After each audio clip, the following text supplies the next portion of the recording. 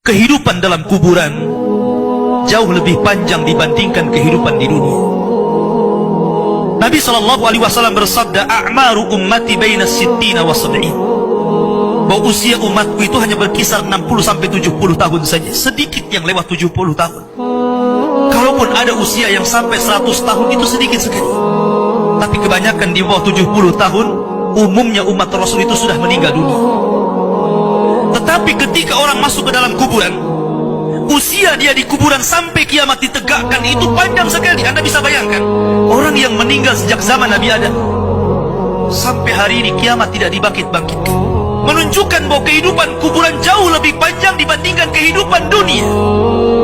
Dari sinilah maka wajar seorang mukmin harus takut dengan kehidupan kuburan. Ma'asyiral muslimin yang dimuliakan Allah Azza wa Jalla. Tetapi para ulama mengatakan, apakah orang yang mendapatkan adab kubur itu munqati atau mustamir, terus menerus ataukah terputus? Kata para ulama, adab kubur itu hanya terputus dengan tiupan sangkakala Israfil. Ketika itulah Nabi SAW menceritakan bahwa Allah Subhanahu wa Ta'ala memerintahkan kepada Israfil untuk meniup sangkakala yang pertama.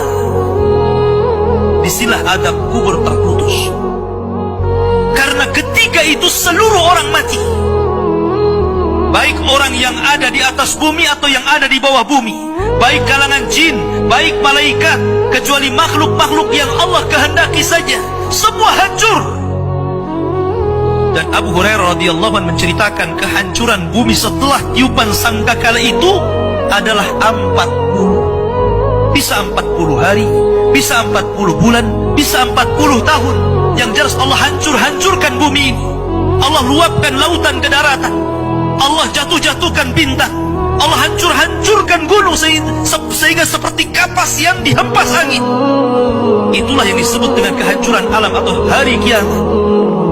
Baru setelah kemudian bumi tidak bulat lagi, tapi bumi terhampar. Allah ganti bumi yang kita pijak dengan bumi yang baru. Itulah yang disebut dengan padang mahsyar. Maka disitulah Allah Subhanahu wa Ta'ala memerintahkan Israfil untuk meniup sangkakala kebangkitan. Yang kedua kalinya Israfil pun kemudian meniup sangkakala. Maka dari situlah manusia keluar dari perut bumi. Wa akhrajatil ardu asqalaha. Allah keluarkan beban-beban beratnya. Disitulah orang-orang yang beriman, ketika mereka muncul dari kuburan, maka mereka akan berkumpul dengan keluarganya. Allah mengatakan, alladzina amanu wattaba'athum dzurriyyatuhum biimanin alhaqna bihim dzurriyyatuhum. Orang-orang yang beriman, kemudian keimanan diikuti oleh keluarganya, oleh istrinya, oleh suaminya, oleh bapaknya, oleh anak-anaknya, oleh cucu-cucunya. Maka ketika mereka dibangkitkan dari kuburan, mereka langsung berkumpul menjadi satu keluarga. Dan itu sebuah ketenangan. Tapi orang-orang di luar daripada beriman, mereka keluar dari perut bumi seperti dua binatang. Pertama Allah contohkan dengan laron yang berterbangan. Anda bisa melihat laron apabila terbang di atas lampu atau di sekitar lampu. Lihat bagaimana cara terbangnya. Mereka akan saling tubruk dengan kawan-kawannya.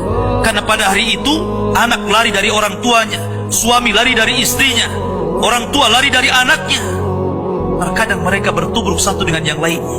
Yang kedua seperti belalang kal jaradil muntashir. Pertama seperti laron dulu, lari sana lari sini, yang dari barat ke timur, yang dari timur ke barat, yang dari selatan ke utara, yang dari utara ke selatan. Mereka kacau sehingga mereka mengatakan, ya wailana man ba'atsana min marqadina. Celaka, siapa yang membangunkan aku dari tidurku? Tapi orang-orang yang beriman hanya mengatakan, hadza ma wa'adar rahman wa sadaqal mursalin. Inilah janji Allah kepada kalian dan benarlah ucapan para rasul. Baru setelah itu dari padang mahsyar berteriak seorang yang Allah suruh untuk berteriak. Mulailah kemudian mereka teratur. Maka mereka akan berjalan ke satu titik. Disitulah yang disebut dengan padang mahsyar. Mereka akan tinggal selama 50 tahun telanjang, kembali tidak dikhitan, tidak pakai sandal, matahari dekatkan 1 mil, keringat bercucuran, tidak ada makan, tidak ada minum. Mereka berdiri 50 tahun. Sehingga akhirnya orang-orang saleh mereka berkumpul, datang kepada Adam minta syafaat. Adam memberikan udzur, tidak sanggup memberikan syafaat. Kata Adam, datanglah kalian kepada Nuh, karena dia Rasul pertama dalam Islam, Rasul pertama setelah aku. Maka mereka pun kemudian datang kepada Nuh. Nuh pun memberikan udzur, datanglah kalian kepada Ibrahim, karena dia Khalilur Rahman. Maka mereka datang kepada Ibrahim. Kata Ibrahim, aku tidak sanggup berikan syafaat, datanglah kalian kepada Musa, karena dia Kalimur Rahman. Ketika mereka datang kepada Musa, kata Musa, datanglah kepada Isa. Isa pun memberikan udzur, tidak bisa. Seandainya kalian datang kepada Muhammad sallallahu